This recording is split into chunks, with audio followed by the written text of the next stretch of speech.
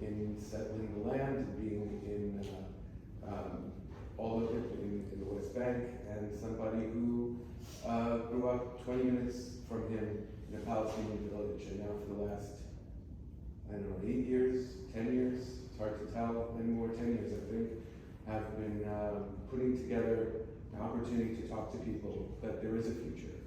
To get to the future, we have to get to the present, and we have to recognize who we are and what we stand for, and not be intimidated by what other people tell us who we are and what we stand for.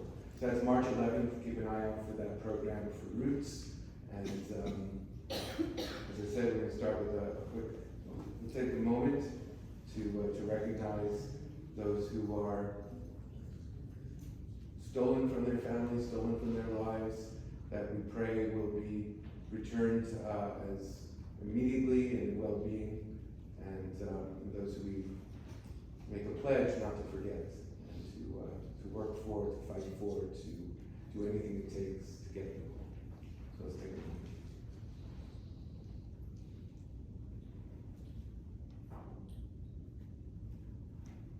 Cheryl, if you'd like to come and introduce our program. Yeah. And thank you again for making this happen and bringing it to share. Thank you for opening your home to us. And thank you to everyone for being here. I'm going to try and take these mics because we're going to sit down a lot less formal. I'm Cheryl Durchinsky from Atlanta Israel Coalition. We are a volunteer organization, and we welcome everybody who wants to learn. We're very fortunate tonight to have Yirmiyahu Danzig. He actually has an amazing blog. He speaks several different languages, and what really impressed me recently was when you spoke in Arabic to the community, and you said, you know, people said this started on October 7th, but this is what happened with my family. And I actually teared up watching that, and you were speaking in Arabic, correct? Yeah, that's right. So if any of you after tonight, I'm sure you will feel the same way we feel about him, please go to @thatsemite, and you can see many different reels and content to share. He really is incredible. So how did you get started with this? Tell us a little bit about your journey, because you are an advocate that I've seen, like, you could walk into a crowd of people screaming and diffuse it. It's amazing to me how you have that ability to speak to so many different people in ways that they actually listen. And that's rare. Well, thank you for that introduction. That's exactly what I want to hear when I hear people describe my content to people. That's the goal. Whenever I engage in conversation, whether it's a recorded conversation or one that's happening behind closed doors. But first I want to thank the Atlanta Israel Coalition for organizing this event. Thank you, Rabbi Mike, for opening your doors, and thank you to all of you for taking the time out of your schedules that I'm sure are busy for this important conversation. And that's what I want this to be. First, conversation between us, but then a conversation with everyone here, because it's always a joy to come together as community. It's incredibly important, but it's also important to come together as community to wrestle with tough questions. And while I think you're going to hear some things tonight that probably you already believe, what I hope is that when you leave this gathering tonight, you also have some questions, because we should constantly be questioning ourselves, our assumptions, because as Rabbi Mike said, we have to be thinking with an eye towards the future. And in order to arrive there, in order to move from our present pain to a future which is freer, safer for us and for our neighbors, we have a lot of work to do on the way. And the work starts here, not just in the land of Israel, but here in our communities, because we are one people, us, the Jewish people, and our allies. And together in these dialectics, we can create the framework for positive change, and change period. And that, I think, is a transition to answer your question about how I got involved into this. So I grew up in a home with an Israeli father. Father was born in the land of Israel, and from what we can count, we've been in the land on my father's side for at least 9 generations. So my grandfather spoke Arabic, his father spoke Arabic, his father spoke Arabic, and so they had a relationship not only to the land, but also to the other people living in the land, which was at the very least intimate. And then my mother's family from the Caribbean. So I had this interesting blend of Israeli and American Jewish and Caribbean Jewish culture, which seamlessly came together in my household. And I thought that was normal, because it might have been interesting to other people, but it was just normal for me. And so as I ventured out into the broader American mosaic of peoples and cultures, Jewish and non-Jewish, I realized that I had to be an ambassador of my family, of my story, but also the story of the Jewish people. Because in this combination that is my identity, this intersection of identities, I found that there are 2 fundamental pillars of all Jewish people. And that's, on the one hand, my father's side, this continuous, undying connection between the Jewish people and the land of Israel. And on the other hand, my mother's family, the incredible and often dazzling diversity of the Jewish people in all of the places we ended up in exile and diaspora. And in expressing and presenting myself as that person that embodies those things, I found that it gave me a unique perspective on Jewish education, activism, and advocacy. And at first I was very happy to do that just in the realm of relationships, meeting people from other communities, meeting people from within the community, and seeing how we can work together to make our communities and to make our lives safer, more comfortable, more understanding, more inclusive. And so when I left the realm of activism here in the United States and made Aliyah around 10 years ago, I brought that to the state of Israel. I brought that to the land of Israel. I started working on the ground, teaching at an Arab school in Jaffa, working in Judea and Samaria, in the West Bank, and bringing Israelis and Palestinians, Arabs and Jews together, both in literal translation, but also in translation of the ideas and narratives and identities that animate both peoples. And I was very comfortable doing that in the grassroots level until a number of my friends said, hey, you gotta start making some content on social media. And I was like, social media? Like that's so much noise there, there's so much negativity, there's so much misinformation. And they're like, yeah, it's true. That means that you can be an alternative to that. And so what started off with just clicking record for a 30-second video in Arabic on TikTok turned into a pursuit of using social media as an extension of the very important work that cannot be replaced, and that's the person-to-person, the face-to-face work on the ground, both in the land of Israel and here in the United States and the diaspora generally, where we need to be telling the story of the Jewish people in a way that is inclusive, but that also humanizes and allows for evolution in a way that builds an alternative to this cycle of hatred, violence, xenophobia, which very much characterizes much of our relationships with people outside of our communities. So you mentioned safety and hate, and you're obviously very aware. I know that you were speaking to students yesterday about the campuses and what we've been seeing here in the US, not just the campuses, but businesses and Zionists in general, because as you know, Zionism and Judaism is not the same thing. We have people in the audience who aren't Jewish. We welcome you. We're glad you're here. And I know you consider yourself Zionist too. When a student starts to receive stuff, on social media, they see things, hate messages, does it make sense for them to try and argue with them? How would you recommend people deal with the hate that's out there? Because you're right, social media is filled with it. And then we have beautiful voices like yours sharing the truth, sharing peace, sharing understanding, and allowing people to really get a bigger picture. It's not just, me versus you, it's us. If this is absolutely a human topic. It's not a political topic, and it's not even a religious topic. it's a human topic. So what is the best way to address that hate? So I think first and foremost, it's to address it.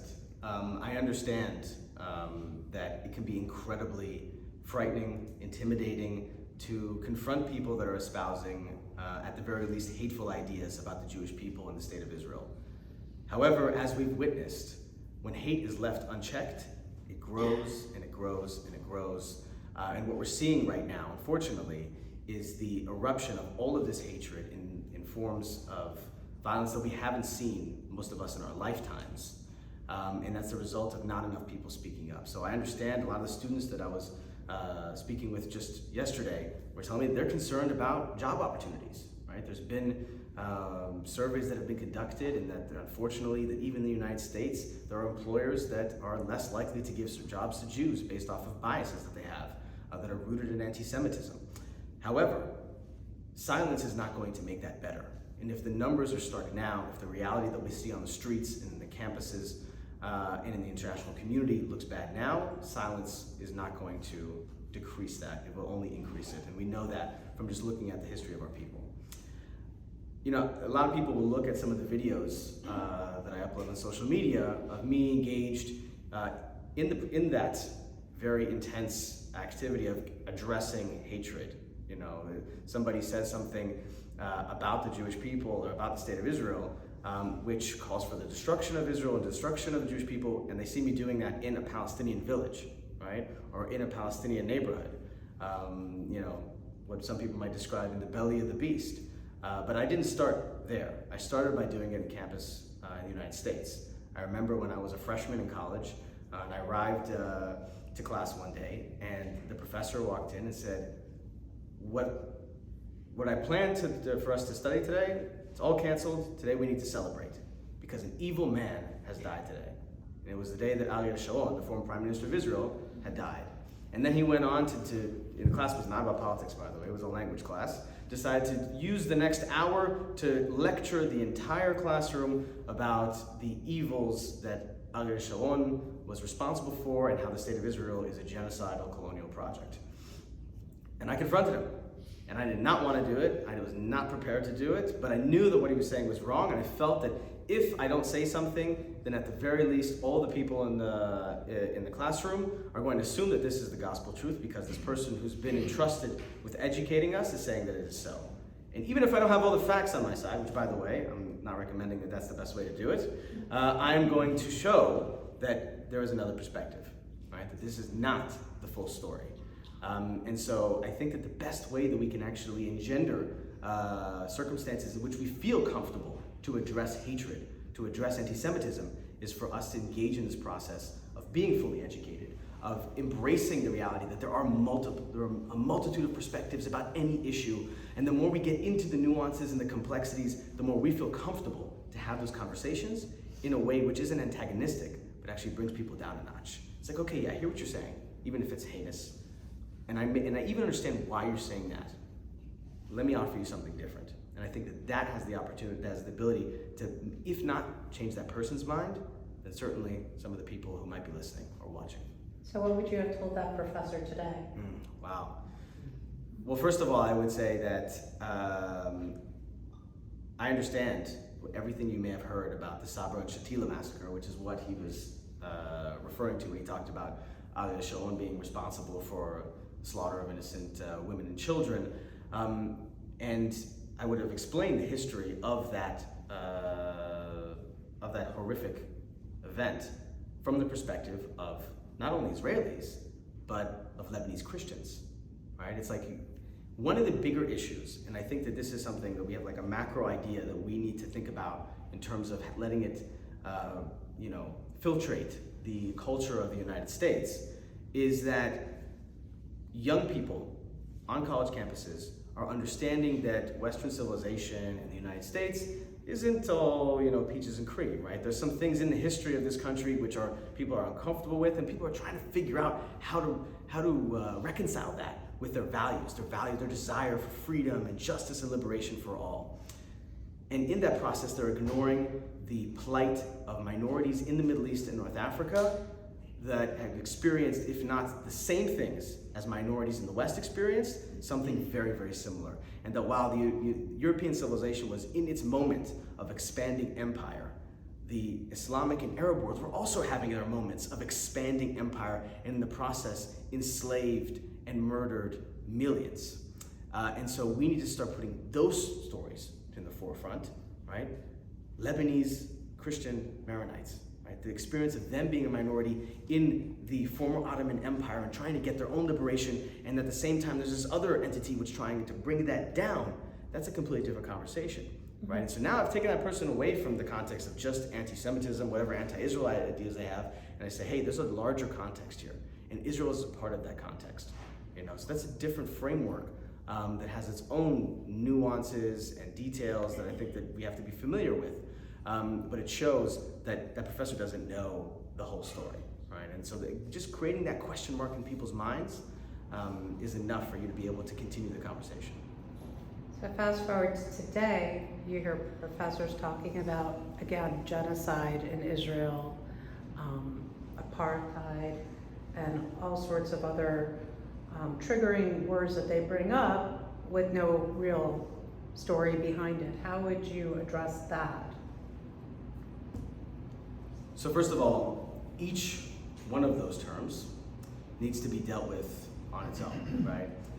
Unfortunately, our enemies, and by our enemies I mean people that are advocating for the destruction of the state of Israel, for the normalization of anti-Semitic tropes, anti-Semitic lies, they like to just throw these words out one after the other without actually defining them and actually allowing people for each term to sink in. They just say all these bad things, all these buzzwords, and then they say Israel, or they say Jews sometimes, and often they say Zionists, and then they just do that by association.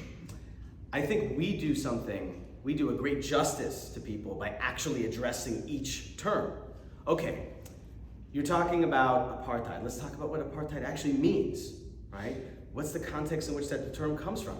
South Africa, people know. People hear apartheid, they think of the racial segregation, the racial separation of people in that settler colonial project that was Afrikaner and English South Africa. And then we bring it, to Israel.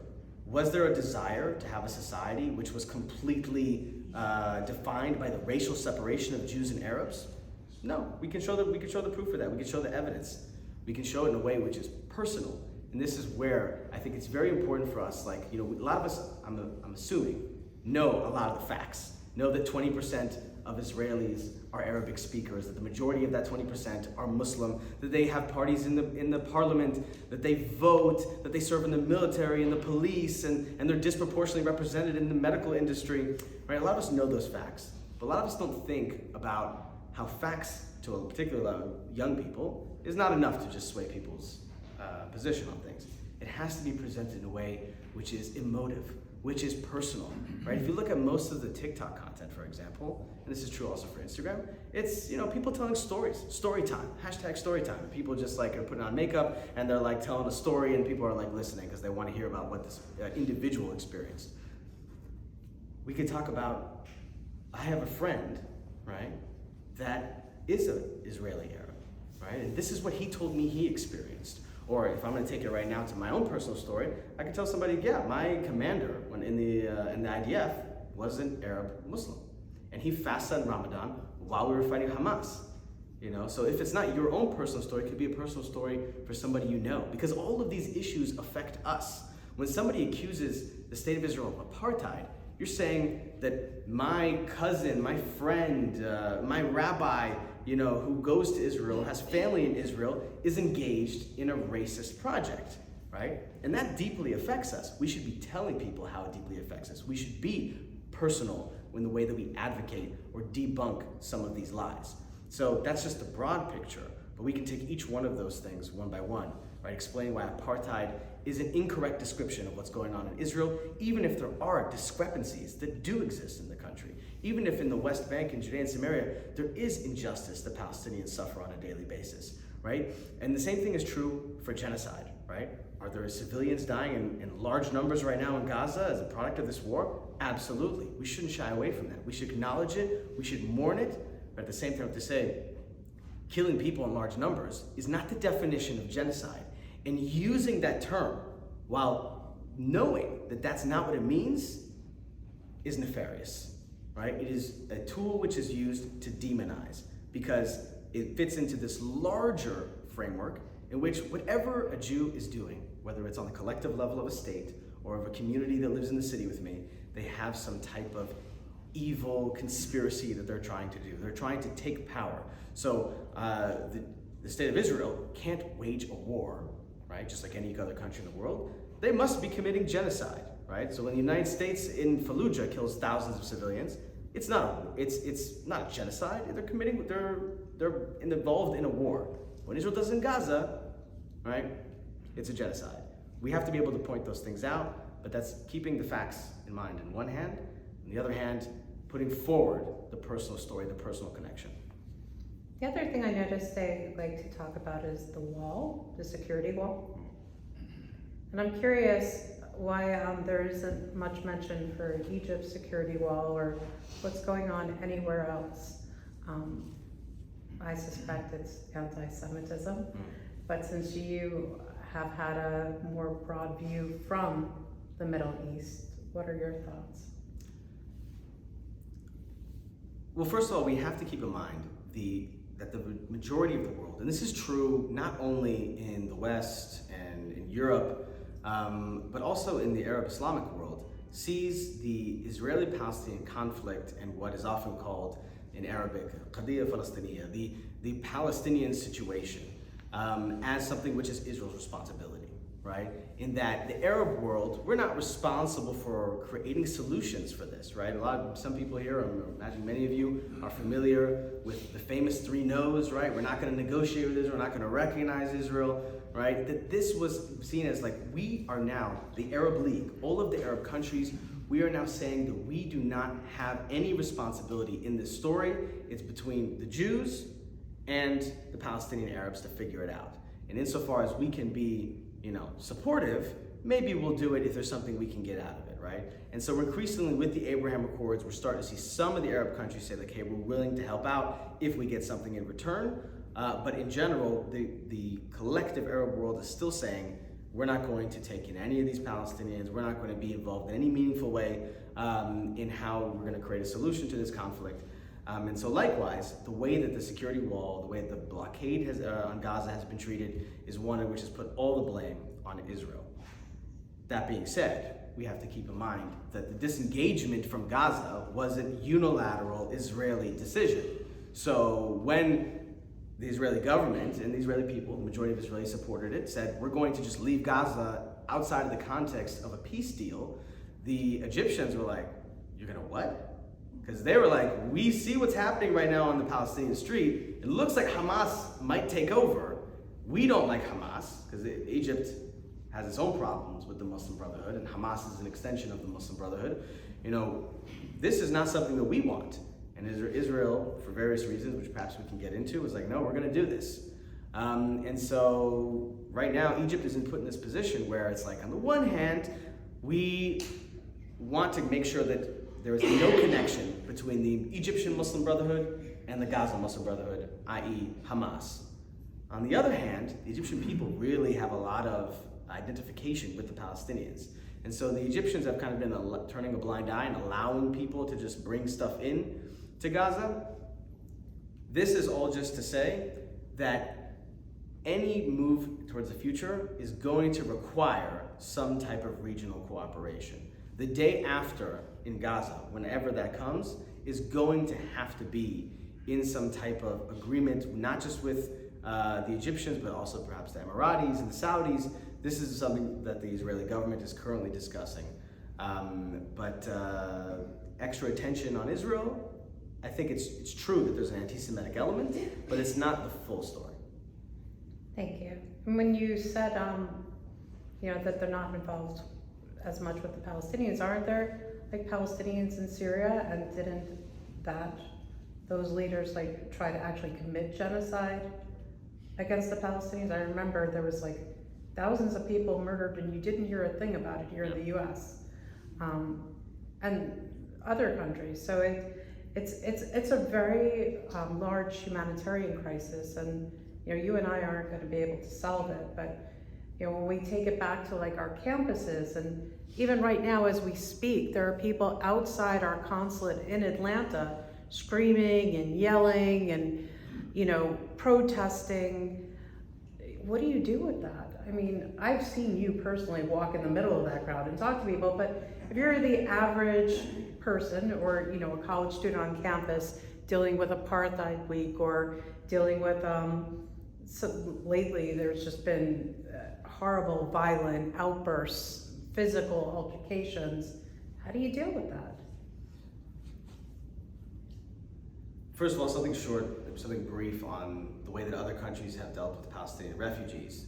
You know, it's very important for us to understand that there are two movements within Palestinian society that still exist to this day. Number one is a movement within Palestinian Arab society that wants to say, we want our own self-determination, we want our own sovereignty, unfortunately at the expense of Jewish self-determination and Jewish sovereignty, but for Palestinian Arabs specifically. And there's another current within that society which says that we want a pan-Arabist state, right? And that still exists, whether it is something which looks like a united Arab region or a united Islamic region. Those are two streams of political thought on the Palestinian street, and they have their roots back to the 1930s, if not before that.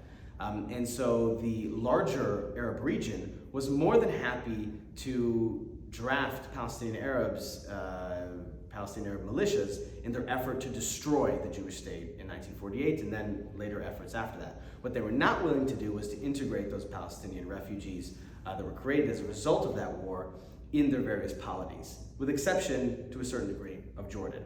In Syria, they were kept in refugee camps and then butchered mercilessly in many of the horrible outbreaks of violence that we've seen in that country in recent decades. In Lebanon, they were put in dilapidated circumstances and completely marginalized from the society. And similar things can be said about Egypt and Kuwait and so many other different countries. Of course, every time something like that happens, they say, yeah, but we did that, but it's not our fault. We didn't create this refugee problem, the Jews did, right? So I'm going to shelve that for a second and go to the second issue you addressed, and that's how do you engage in conversation with people that are outwardly calling for violence, right? From the river to the sea. We're talking about the ethnic cleansing and the destruction of Jewish life in the land of Israel. It's very difficult. I think that you'll find that in those groups, there are always going to be people that no matter what are ideologically committed to just hating Jews and hating the Jewish state. And there are going to be a lot of people, probably the majority, that don't really know what those slogans mean, that don't really have an ideological commitment to be hateful, but they think that they're calling for something that aligns with their values. They think they're calling for social justice. They think they're calling for liberation for Palestinians. And so what I recommend doing and what I do is I go and I offer them an alternative. Hey, I'm also pro-Palestinian. I also want Palestinian liberation. I also want to see Palestinian people thrive in the land that we both share. Really? But you're like a visible Jew, you have a kippah on? Oh, so you're not a Zionist. No, I'm a Zionist. It's actually because I'm a Zionist that I support those things. Now, you've confused them, and that's good. Use that as an opportunity to continue the conversation. What do you think a Zionist means? Start with defining this. Oh, make it personal. You know, my great-grandfather, he was what Palestinians would call a Palestinian Jew. You know, and for him, Zionism was his national liberation. He was tired of living as a second or a third-class citizen in the Ottoman Empire that didn't see him as a human being. You know, wouldn't you want his national liberation? If you support collective liberation for all people, like you say, okay, great. How can we have national liberation for both peoples in this land that isn't based off and rooted on denying that right to the other people? All right, and then you can start to have some progress. You know, and if not with the person who's speaking with you, again, you're creating those question marks in the people that might be listening. Wonderful, yeah. That's definitely something that, you know, you've mastered. And I try to work in, and I know I recognize several people here who have been to different events where there are people screaming for from the river to the sea rhetoric. So I've asked you many questions, and I know that our audience probably has a few questions If you do, please, Tova will hand the mic. I know you said there's no topic off limits, but I will say that we are a nonpartisan organization, so if you are simply going to take the mic and start sharing what you think of different politicians, please don't. I will ask Tova to take it from you. Thanks. Jerry had a question. If you want. I feel like I want to talk to Lauren Polish. Hi. I have a background in media, and I feel like we've talked a lot about what folks on the ground are saying, these protests and things. But I do feel that here in the West, and especially in the United States, a lot of what is shaping those people on the ground's opinion is coming from whatever media they choose to ingest. Being that, you know, the big 24-hour news networks. Again, before October, I feel like a lot of the folks on the ground probably couldn't have pointed to Israel on a map if you had asked them to. So I guess my question is, instead of, or maybe it is more important to just speak to the people on the ground, but what do you suggest as someone who is involved in media and is using your own platform to try to get the truth out there, that we do other media professionals that recognize the fact that the mass media in the United States is, even with the best of intentions, and even if what they're reporting is true, are not getting across the whole story. They're not getting across the nuance, they're not getting across the history, they're really kind of just only getting across death counts. It's an excellent question. We live in an incredibly unique moment in history when we have this tool called social media, where we can use the things that dominate our lives, these phones, in order to amplify messages. And it can be used to amplify a one-sided propagandistic message, or it can be used to amplify a message that embraces the nuance and the complexity and the humanity. Even if a significant number of people are still getting their information from the old media as opposed to the new media, we know just from the stats that most of those people in the old media are still getting their information from new media. All these things are interconnected right now. So we have the ability to offer an alternative to the one-sided messaging. And so when we embrace our ability to do that, and we say, like, we're gonna rise above what some of the tactics that are being employed by the other side are doing, to actually say, hey, okay, there was a bombing of a hospital, supposedly, right?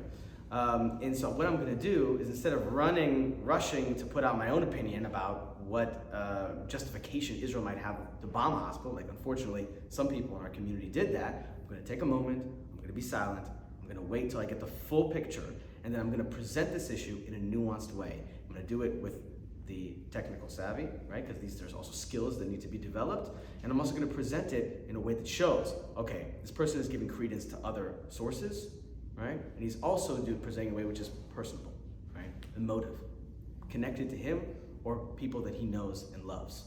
And then in doing that, we increase the potential for people to see that content, to break out of these echo chambers. Because by the way, when you create content like that, it just has, in its nature, the algorithm pushes it out to more people because it doesn't really know what it is yet. Well, it's gonna see who it resonates with. And so once it breaks out of those echo chambers, there's the ability to influence more people, and that includes people in the old media. So, you know, I do this all day and night, but every single person here is an influencer in their own way. You influence the people in your circles. You influence the people on your 50 or your 200 or your 8 followers on Instagram or TikTok or Facebook or whatever it is, the platform that you use. And we have the ability on all of those places, whether it's, you know, writing a comment or tweeting something or creating a video, to create content that embodies multiple perspectives while still not apologizing in telling the Jewish story, in telling the story of Israel in an authentic, in a full way. I hope that answers your question. I still hope it's enough to counter, like if you go into one of these conversations with someone, it's, I've been finding it difficult to explain to folks how, yes, they are presenting data from the New York Times, and yes, the New York Times is the paper of record, but it's not the full story. That's been a hurdle I've encountered quite a bit. The best way is to show them in addition to telling them, right? First, primary sources, showing people the stories of from survivors and what they've experienced, soldiers telling about what they experienced in Gaza, people talking about the Jewish perspective of all different matters, right? Somebody wants to say that an article was run and somebody said that Israel's a colonial state, and you show them the story of people who fled to Israel because it was the only place that they could go in order to survive, from Yemen and Iraq and Ethiopia and the former Soviet Union. And you say, okay, show me the colonial state, the southern colonial state that was founded by people who were fleeing for their lives as refugees. They're not going to be able to do that, right? And so being able to show people, I think it has the ability, just through the personal connection, to just shatter the idea that because the New York Times tells me, that must be true. By the way, that's what the Palestinians do, and it works. So just to add to what you're saying, because I've personally experienced it, I was at a rally. A few of us showed up to hold up signs for the hostages as others said prayers and from the river to the sea, et cetera, et cetera. It was a very hostile environment. It was a very unwelcoming environment, but we felt we should be there for the hostages. This wasn't long after October 7th, and we knew that they had no concern about October 7th or anything that went on, and that the media would be there. So for me, it was important to be there, at least to show, hey, right in your face, there's a lot more going on than what these people are screaming about. So I have a reporter, and this reporter actually says, could you please describe what's going on here? And I say, well, the community had a big rally. There was like 4,000 people, many organizations.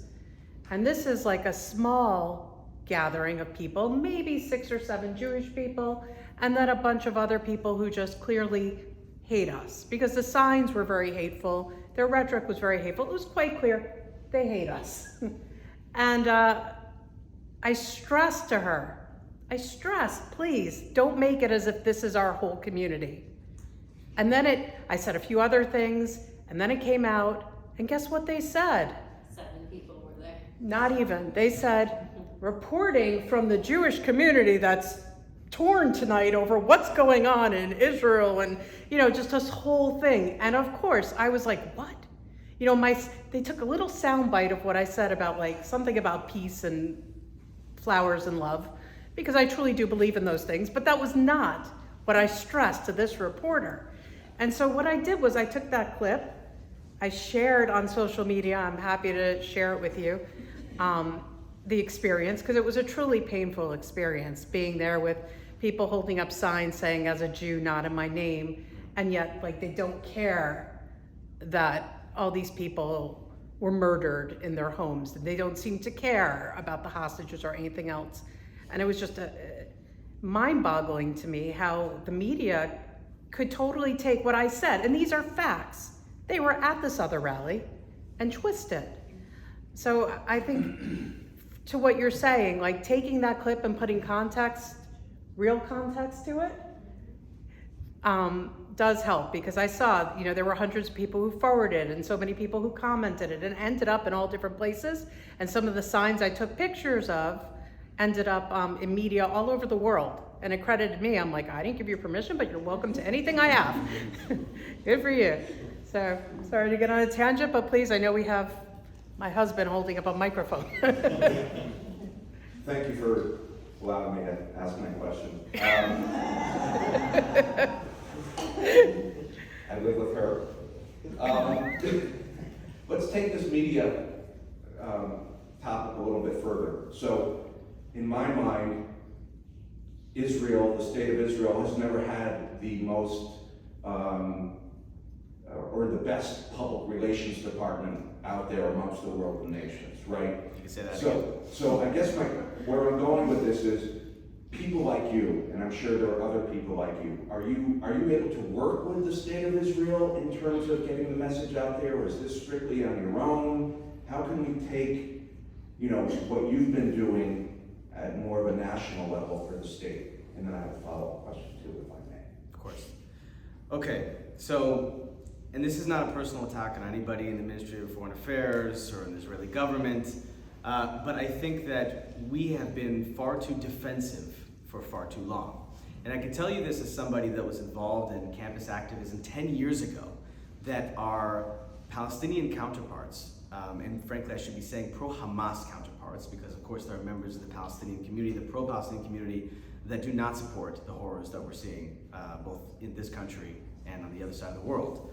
But people within that community that were saying, we have right now 10 years to build a framework in which when things happen 10 years from now, people are going to know how we see Israel, and not only they're going to know it, our version of events, our framing of who the Jewish people are in that land, what they're doing there, the history of the state of Israel, that will be the normalized narrative. And so when something pops off, and this is what we saw on October 7th, we're ready.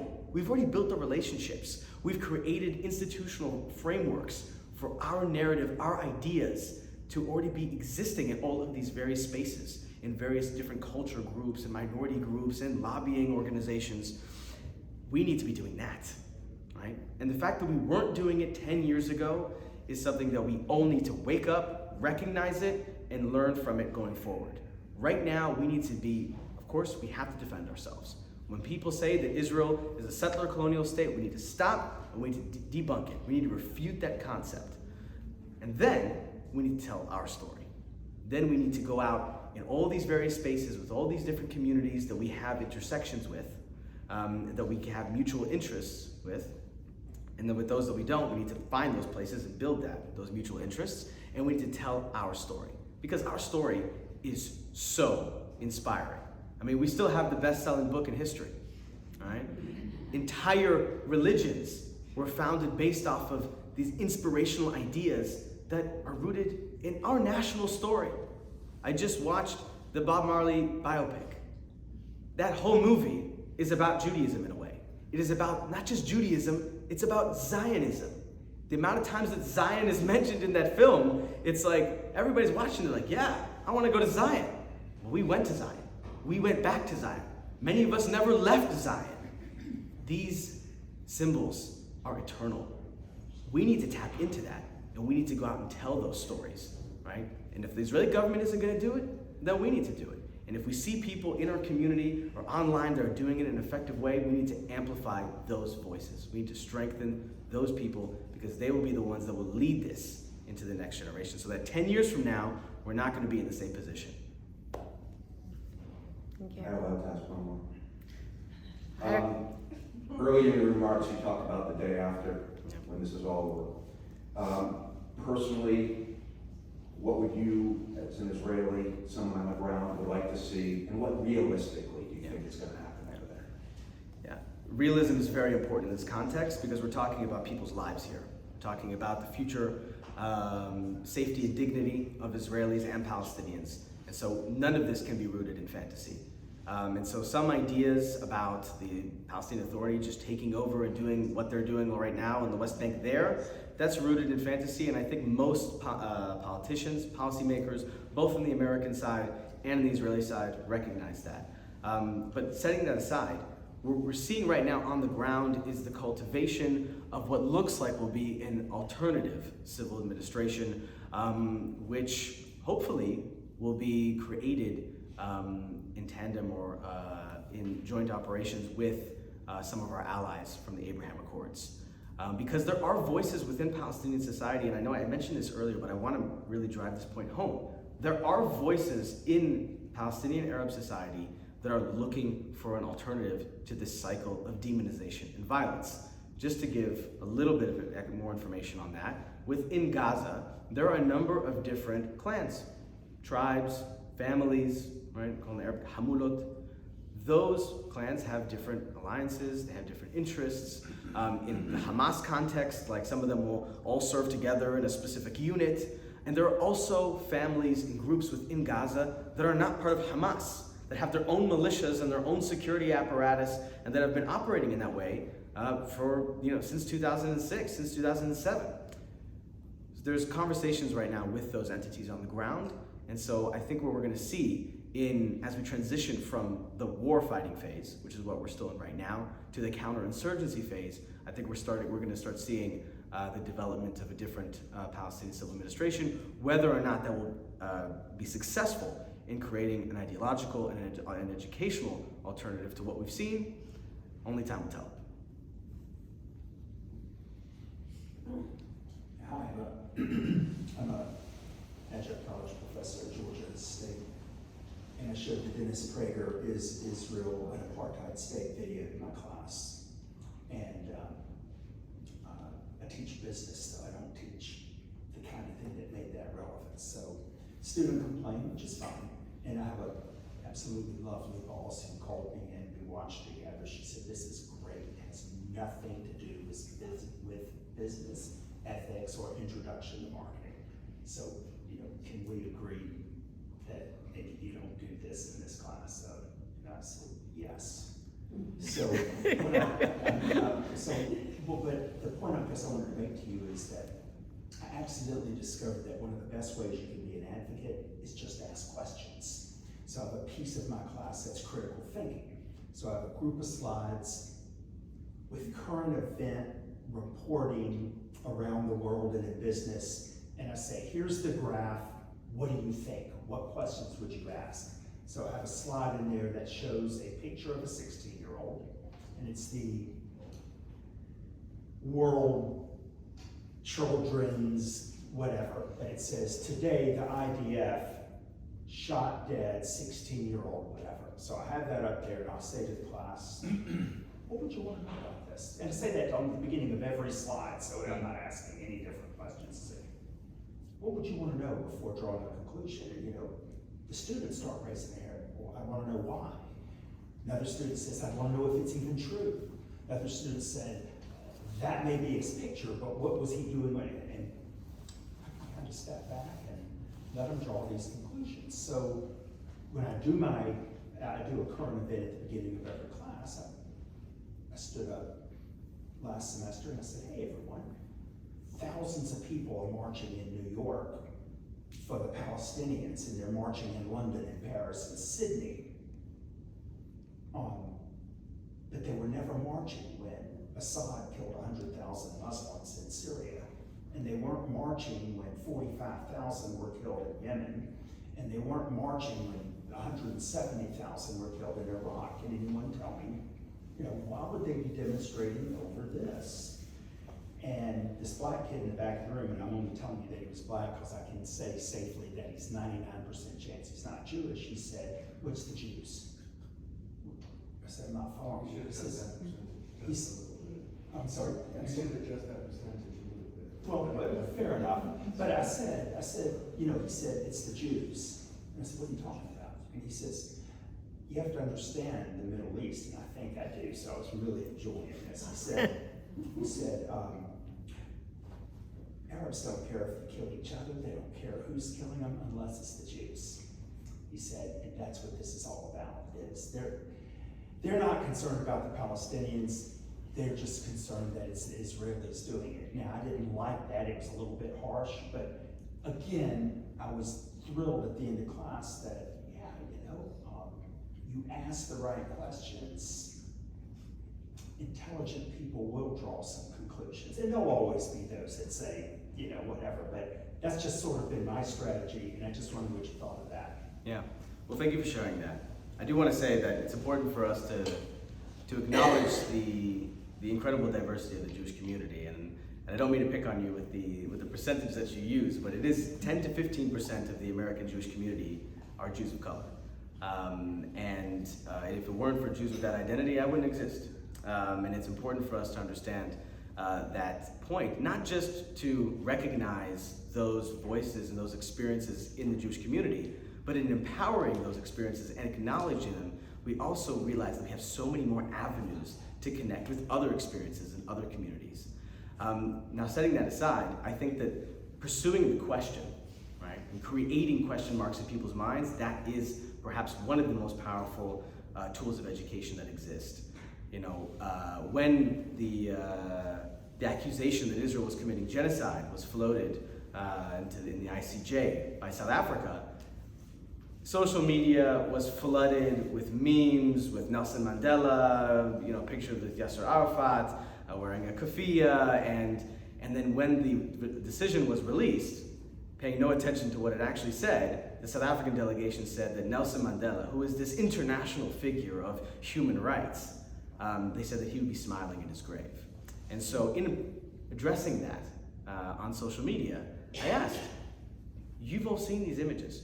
Do you think that Nelson Mandela was anti-Israel? Let's find out. I gave them some quotes from Nelson Mandela, things that he did during his life, his partnership with Jews, his partnership with Palestinians, the way he advocated for Palestinians, and the way that he stood up for Israel. And then at the end, he said, what do you think? Would he be smiling in his grave? Often, and the best path is to allow people to answer for themselves as opposed to telling them what the answer you've arrived at is. And I think they find that most of the time, when you actually do it in a way which acknowledges the facts on both sides, because there are facts on both sides, otherwise people wouldn't even be having questions in the first place. There would be no moral dilemma. There would be no never-ending cycle of violence, because there is truth to the Palestinian cause. There is truth to the Zionist cause. And so when you acknowledge that, you're far more effective in your ability to actually transform the way that people think about these things. First of all, thanks so much for what you do. Very impressive to hear your words tonight. One comment is that, I see this more on the ideological side of things. And I think education is really important and advocacy is very important. But I just question its effectiveness, because from what I see in history, it's very frequent that we find ourselves in this situation. And it's really only in this cycle of anti-Semitism that we have a state of Israel. And if you listen to leaders in the state of Israel, they're telling Jews around the world to come home. Now's the time to come home. That's the message to the diaspora. So I guess I would ask you, what is your feeling on the future of Jewish people outside of the state of Israel, since it seems like in every generation they rise to kill us, as the Haggadah says. So do we have a future outside of the state of Israel, and how would you respond to that comment, and what's your thought on that? We have to acknowledge that in the same way that the Jewish people defy all odds and completely break all of the patterns of history in our survival, likewise anti-Semitism seems to defy all odds and break the patterns of history in constantly mutating and adjusting to whatever position we happen to be in history. When the Jewish people were weak and disempowered in Europe and throughout the Middle East and North Africa, that anti-Semitism molded to fit that situation. Today, when Jews have returned to the pages of history as sovereign and self-determined in their ancestral homeland, anti-Semitism has evolved and mutated to match that as well. That being said, in every generation, the Jews need not be complacent in rising to the occasion to address and to combat anti-Semitism. If we just look at our history, in every generation, there were incredible leaders from within our community that went out and said, no, we're not responsible for killing God, like you said. No, we're not responsible for the economic woes in the Russian Empire. And likewise, we, in the diaspora and in the land, need to be invested in the communities that we live in. We need to be invested in the politics and the culture of the societies that we move in and interact with, because at the end of the day, this cosmopolitan, globalized world that we live in, even if there isn't a huge Jewish community in these countries, this will affect the state of Israel. The state of Israel needs to have good diplomatic relations and need to have people translating the story of the Jewish people in the state of Israel in every country of the world. And there's no replacement to the people that actually live on the ground and understand the cultures of those countries. Unfortunately, just in terms of the demographic reality, it looks like diaspora Jewish communities are shrinking. And so we're going to reach the next century. It's going to look like 80% of world Jewry is going to be in Israel. That's going to be a very different reality. But, like I said, Jews don't really fit the patterns of history. So even if demographers are calculating that's what it's going to look like in the next century, things can really be surprising. And so, maybe we can talk about this separately, but there's some other things happening in the global south, which I think will probably shift some of the demographics of Jews outside the land of Israel. So we can't sleep on this responsibility. The Second Temple often depended on Jews in the diaspora supporting that effort. There wouldn't have been no diaspora Judaism without the Babylonian Talmud, and that was written while there was also a Jerusalem Talmud being written. So this connection between the land of Israel and the diaspora is one that I foresee continuing on basically into the next few centuries, at least. Right there. I'm thinking we have time for one more question. We have time for, actually, Two more you questions? had your hand up too, right? So 2 more questions. And if anyone has any additional questions, you can email me, I'm sure you don't mind. No, not at all. Just don't send all the questions right there, it gets a little overwhelming, so just, go ahead. Thank you. So I'm a senior in high school and I go to a STEM school and there's a lot of diversity there. There's a lot of Muslims, Arabs, Palestinians, just a lot of Middle Eastern people in general. There's also a lot of Israelis at my school and there's a lot of Jewish people. And so since October 7th, there's been a lot of tension at school. And I even have a close friend that she's never really has no relation to what's going on, except for me and other friends that are affected by this. And I guess I'm just wondering, okay, hold on, there's another thing. Another thing that I've noticed is that people that are friends are making anti-Semitic jokes and they're not realizing I'm there. And then also just I know you're on social media a lot, but I've noticed that people have never when something happens and it's all over the news and the media, people care about it, and then it's really high for a few days and then suddenly it just stops. And I've noticed that, and so specifically with this, there's a girl at school, again, not affected by it, had no relation to it, and she had posted something about the Palestinians and Gaza and just all that kind of stuff. And I wanted to use my voice, so I said it's sad what's happening to the Palestinian people. Or Palestinians and the Israelis and the Jewish people. And then I just explained to her what's going on, what I knew, and I told her I'm even telling you this from a neutral perspective, not even from my perspective. And I just want to know how can I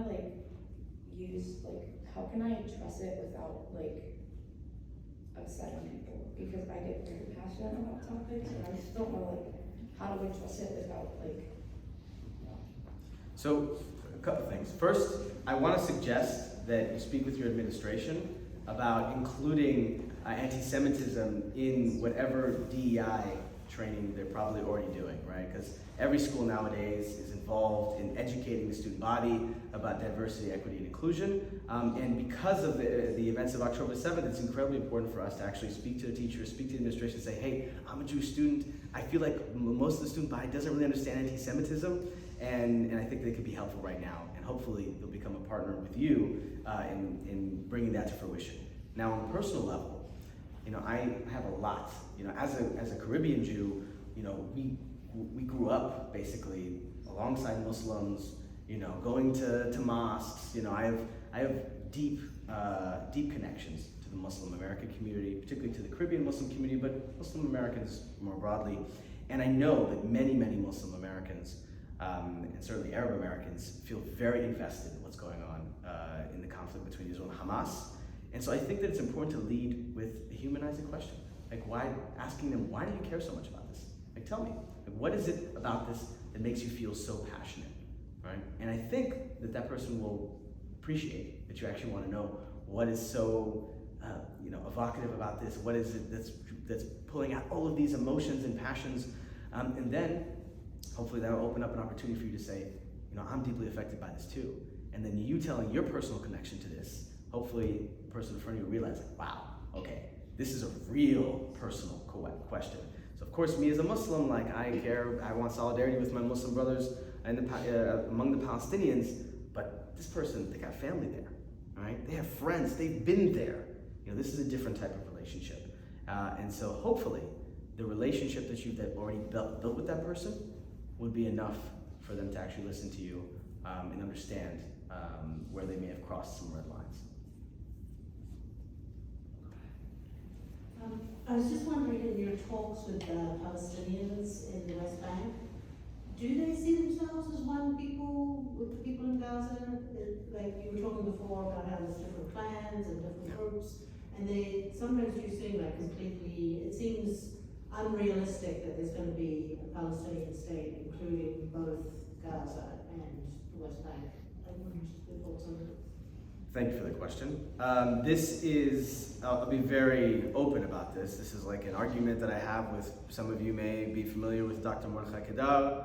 You know, he has his theories about Palestinian nationality and nationalism. I'm actually going to have a video coming out of discussion with us, with the two of us together about this issue. But the short answer is yes. The majority of Palestinians see Palestinians everywhere, not just in Gaza, but also in other places of the Palestinian diaspora as their co-nationalists, as members of the same nation. And frankly, it makes sense. This is the history of nationalism, right? People have a collective memory, a collective experience, especially a collective traumatic experience, which certainly the Palestinians have had a lot of that. It creates a sense of identification. So certainly there is a clan/tribalistic aspect, which is very dominant in a lot of things like who you marry and stuff like that. But the ability to rally around a flag and to have a shared dialect of Arabic and shared songs and memories and a vision of the future is an incredibly powerful factor within Palestinian street. And so they do see themselves as members of the same nation. Obviously that's not true for everybody, but I'm speaking in general. Well, again, I want to thank everyone for coming out tonight and stress.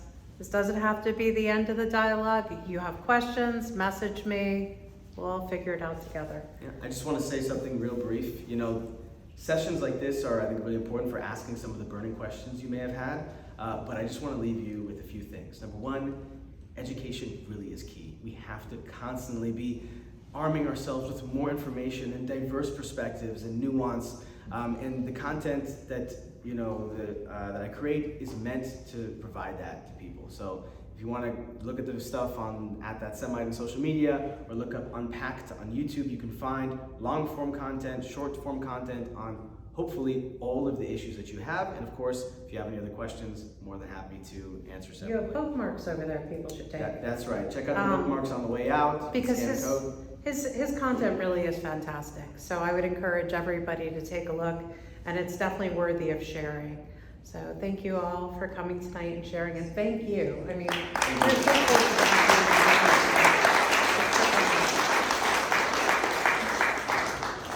And can I just also say, just put a plug in for synagogue communities, whether you're here at Geshe Torah or wherever you may be a member or wherever you might be seeking. There are programs that are happening. There are people who are discussing things. There are ways to continue these questions, and I think that one of the things I really loved about your approach is you weren't going in with all the answers. You're not just getting them to ask questions, but you're asking questions. You're listening, you're not trying to invalidate where people are coming from. All of these things make a conversation different than what happens on social media, right? You find that there's actually people wanting to listen to each other. Maybe people who are toxic in person as much as they are on social media, but you may find something different. So I encourage you to continue, and we really appreciate your being here and everyone coming to be part of this conversation. Thank you so much. Yeah.